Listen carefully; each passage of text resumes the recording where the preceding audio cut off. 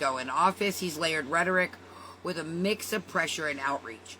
But the memory of that statement is still shaping Allied behavior and risk calculations. Is anybody unclear about the first three plans? Or all four of his plans, for that matter?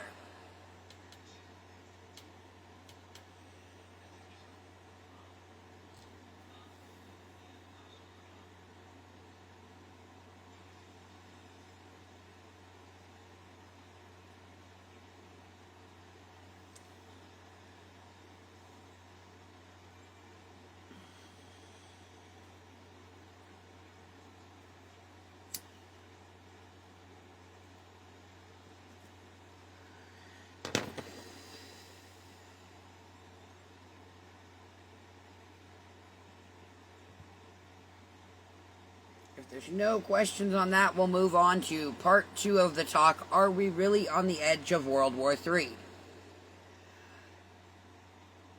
Here's what we should be tracking. Flashpoints we should track. The Russia-Ukraine war. If negotiations fail and fighting escalates, especially around major cities or nuclear infrastructure, NATO could get dragged in via spillover or miscalculation. Keep an eye on whether any ceasefire terms include verifiable timelines and who guarantees them. Right now there's talk, but no deal. China, Taiwan, trade fights, tariffs, export controls, feed military tension. Watch for naval near misses, live fire drills crossing the medium line, or new tech sanctions. Each can trigger reciprocal moves. Tariff escalations are already in motion, and higher baselines raise the temperature. Iran, Israel, and Lebanon. Any major strike that hits high casualty targets or leadership can widen the conflict regionally and pull in great powers economically or military. This one can spike fast. Hours to days.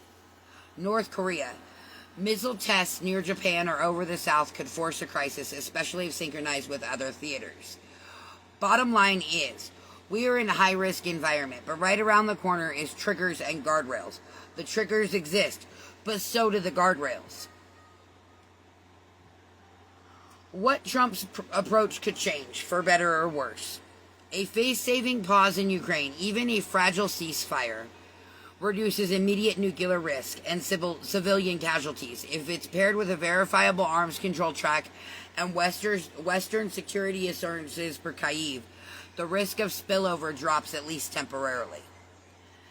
Trade leverage as a pressure valve. If tariffs are used to buy diplomatic concessions, say aka cyber restraint or maritime deconfrontation, you can trade price inflation for few military incidents. That's a political bet, but it's not impossible. The problem is we are dealing with mixed messages to our allies. The earlier NATO remark still echoes. If allies doubt the U.S. will show up, they rearm unilaterally, press red lines, or cut side deals, each a path to miscalculation. Broad tariffs can also harden blocs, U.S. versus China and friends, and make military signaling more likely when economies start to sting. Any deal-making without Kiev at the table, if Ukraine feels sidelined, any understanding can collapse quickly. Returning to the battlefield to full boil, now with added distrust. Yesterday's Alaska summit ended with no concrete deal. Watch whether Kiev is instigated next. Here's how to read the next 30 to 90 days, guys. Ceasefire mechanics. Is there a written framework with monitors, timelines, and who enforces that? If those three things are not in the ceasefire that Putin and Trump craft, and Ukraine is not involved, it's not a ceasefire. It's noise. We're also looking for any security guarantees. Good morning, Brianna. Any U.S. and European package for Ukraine that isn't formal NATO. What capabilities, what triggers, and how fast they arrive. So, if any security guarantees given to Ukraine that doesn't include that, again, it's not a ceasefire, it's noise.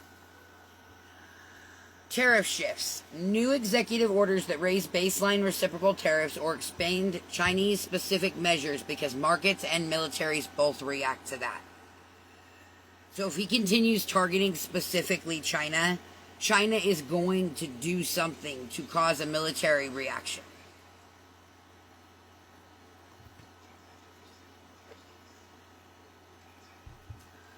Alliance choreography. Joint statements and exercises with NATO or Indo-Pacific partners look for frequency and who shows up. Crisis hotline usage.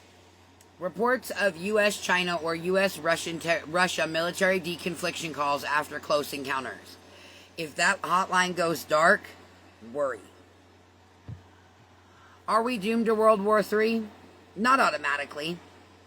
Trump is trying to force fast outcomes through personal diplomacy and economic leverage. This approach can either snap a stalemate or snap the guardrails. If you want a simple read, deals with details lower risk, deals without details raise it. I'll keep watching the summit follow through, the tariff orders, and whether Kyiv is generally in the room. Stay alert, don't stay panicked. So one of the things that I want to look at is, did anybody watch the Alaska summit with Trump?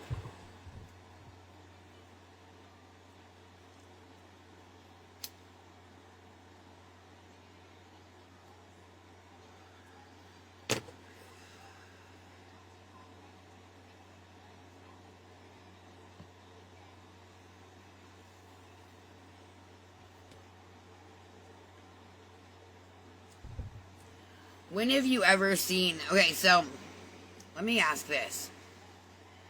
In U.S. history, has a sitting U.S. president ever shared a vehicle on the way to a summit with a dictator from Russia?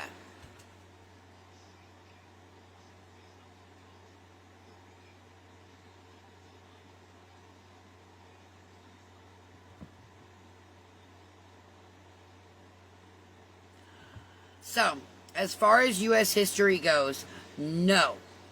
There is no known instance of a U.S. president sharing a vehicle ride to a summit with a Russian or Soviet leader who would be considered a dictator.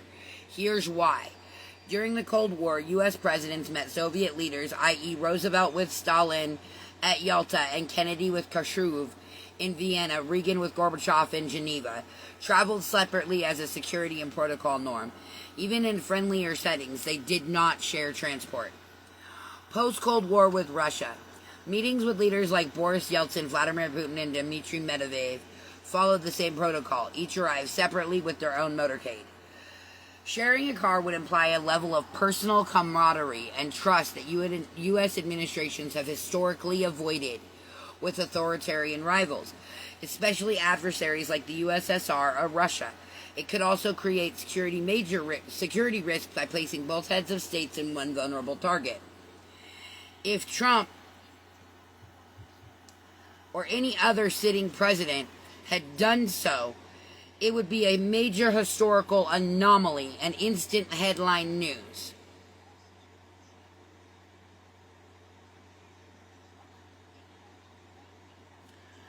Because it breaks 80 years of summit protocol. At the Alaska summit on August 15th, 2025, Russian President and President Trump rode together. This included a red carpet greeting, a military flyover, then the two